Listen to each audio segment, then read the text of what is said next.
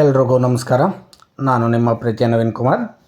ಶ್ರೀ ಉರಿಮಸಣಿ ಕಮ್ಮದೇವಿ ಎಲ್ರಿಗೂ ಒಳ್ಳೇದು ಮಾಡಲಿ ಅಂತ ಹೇಳ್ತಾ, ಇವತ್ತಿನ ವಿಚಾರ ಬಂದು ಚಂದ್ರ ಪರ್ವದ ಬಗ್ಗೆ.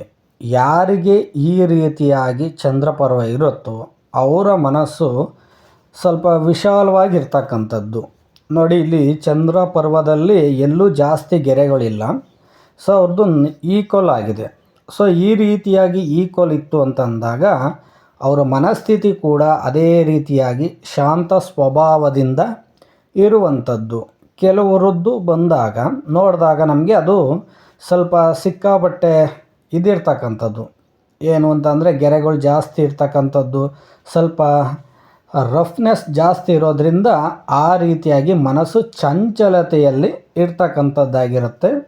ಸೊ ಈ ರೀತಿಯಾಗಿದ್ದಾಗ ಅವರ ಮನಸ್ಸು ಶಾಂತ ಸ್ವಭಾವದಲ್ಲಿ ಕೂಡಿರುವಂಥದ್ದು ಆಗಿರುತ್ತೆ.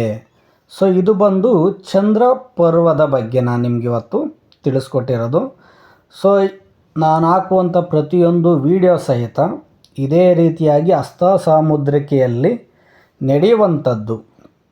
ಜಾತಕ ಇದ್ದರೆ ಅದು ಸಂಪೂರ್ಣವಾಗಿ ತಿಳಿಸ್ಬೋದು. ಆದರೆ ಜಾತಕ ಇಲ್ದಲೇ ಇದ್ದರೂ ಸಹಿತ ನಾವು ಏನು ನಮ್ಮ ವಯಸ್ಸಿಗೆ ತಕ್ಕಂತೆ ಫಲಗಳನ್ನು ತಿಳಿಸುವಂಥದ್ದು ಹಸ್ತ ಸಾಮುದ್ರಿಕ. ಸೊ ನಾವು ಇದೇ ರೀತಿಯಾಗಿ ನಮ್ಮ ಫೇಸ್ಬುಕ್ ಪೇಜನ್ನು ಮತ್ತು ಇನ್ಸ್ಟಾಗ್ರಾಮನ್ನು ಫಾಲೋ ಮಾಡಿ. Thank you.